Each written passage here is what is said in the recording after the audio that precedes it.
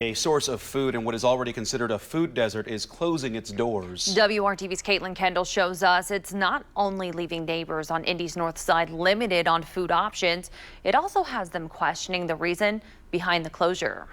It's so sad to see that it's going out of business. It's just unfortunate. For neighbors who live near 38th and College, the closure of Dollar General will impact them in a big way. There's nothing within like the next, I think, 2 or 3 miles that's close by. Which is what Indy Food Policy, an organization that works to provide access to food, says makes this a food desert. When this is a place where a lot of people come in the neighborhood because there's no grocery store. But the closure has community leaders like Reverend Charles Harrison and others questioning why. It has to be because of the crime and violence. I definitely could see that being a possible reason for why that's happening. Reverend Harrison, the president of 10 Point Coalition, works to curb violence in this area and says he has heard of several robberies happening here. I know people are afraid to come to the store, particularly at nighttime, because the history of the robberies it's been having, and people feel like it's just not safe anymore. We wonder just how big of an issue theft and robbery is at this Dollar General.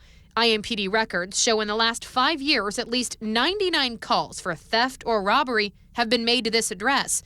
On September 4th, an armed robbery involving Lisa Stewart. My name is Lisa Stewart. That's right. This is the woman who was working last month when she says a man came in and robbed her at gunpoint. I saw the gun, and he said, go behind the register and give me the money. An experience she says was scary. Once I realized what was happening, it's like, is this it? You know, and I said a prayer. But it's not just robberies. Stewart says people steal all the time. We see a lot of blatant thievery as coming in and filling up a grocery basket, walking out the front door, sometimes going out the back door, the side door, with just no regard for anything. They're not afraid. Crimes like these are what employees at both Dollar General and the Family Dollar in the area tell me are to blame for closing early. You start to see the economic impact of crime, that there is an economic impact. We often talk about, you know, the shootings and the homicides, but we don't see what that economic impact is on the community. Working for you,